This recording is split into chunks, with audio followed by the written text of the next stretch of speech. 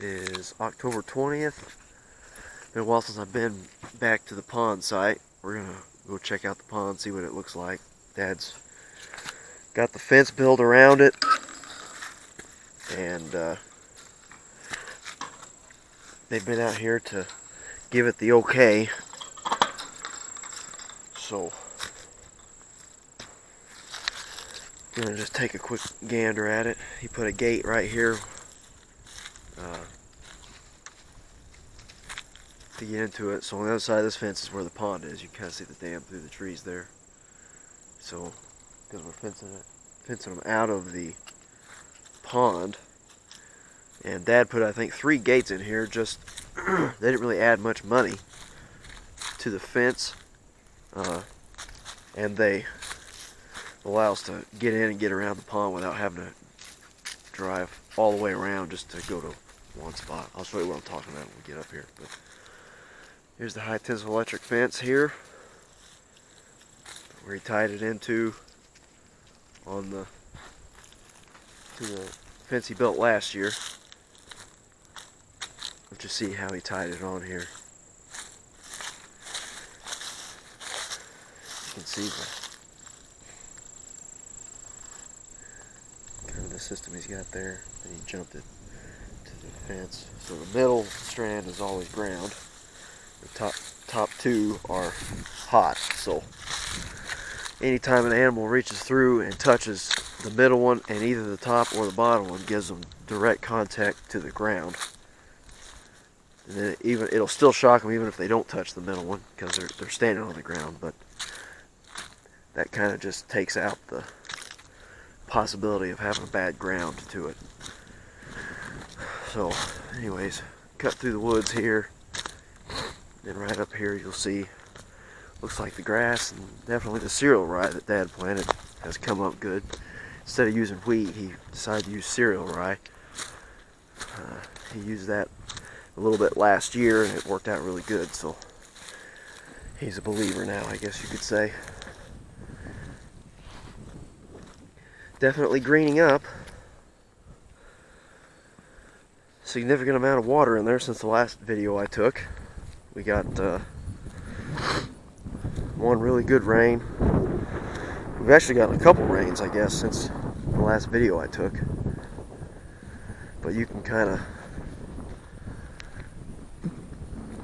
see how it's laid out here. So that fence will come up here, and then we got a gate here. This is what I was talking about.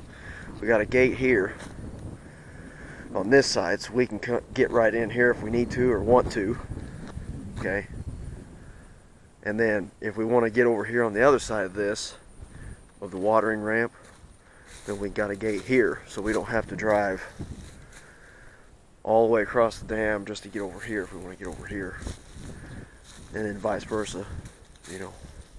And then we got that gate down there, so we can get down below the dam without having to drive all across it. You know, if it's a little wet or something, we need to get back there, we won't have to rut up the dam.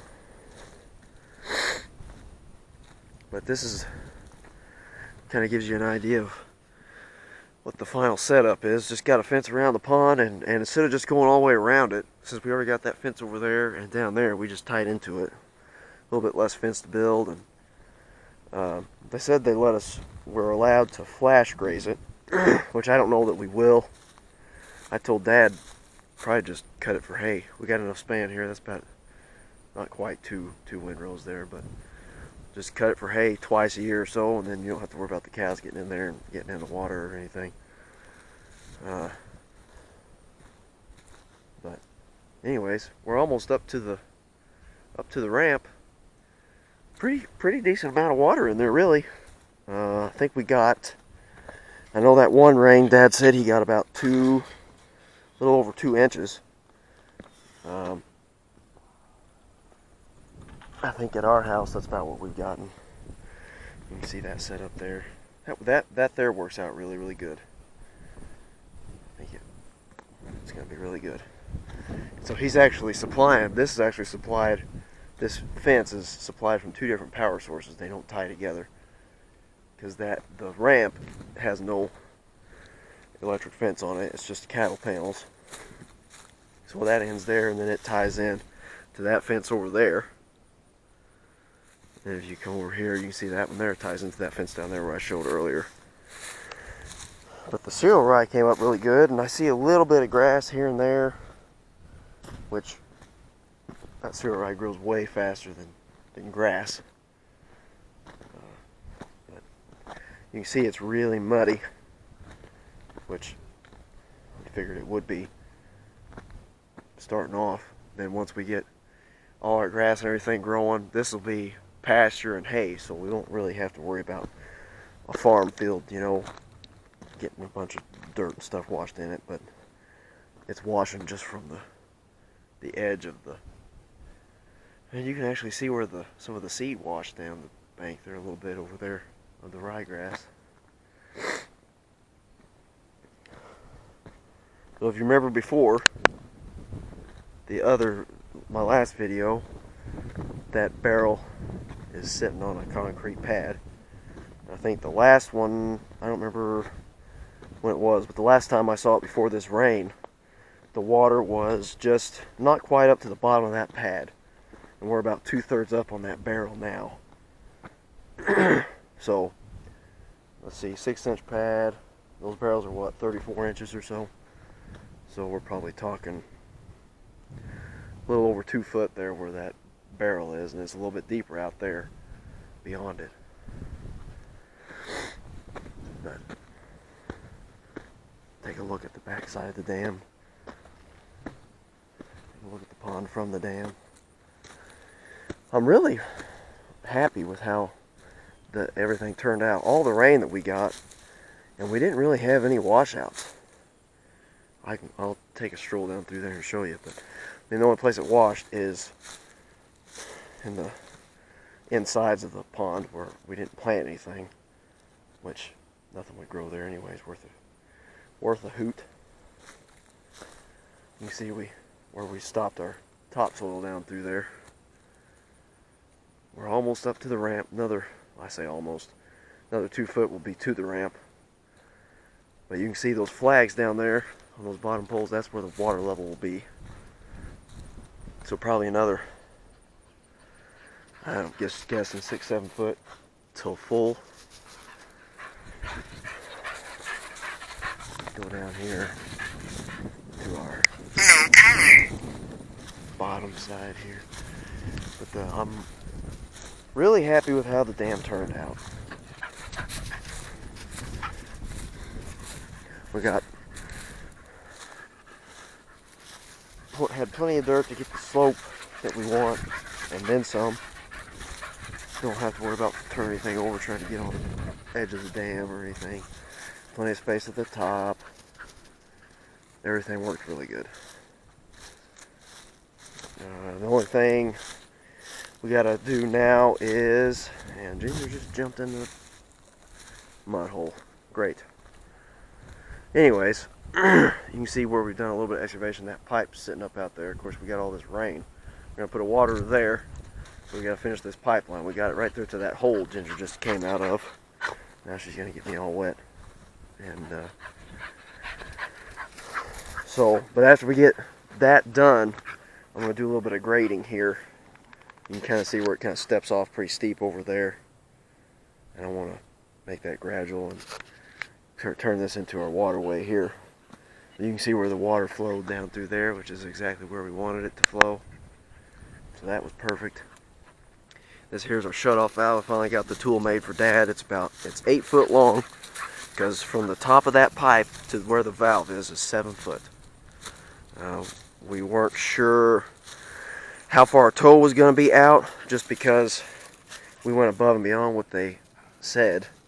And we thought, well, this will be plenty. Well, we actually probably should have made the valve back here about where she's standing.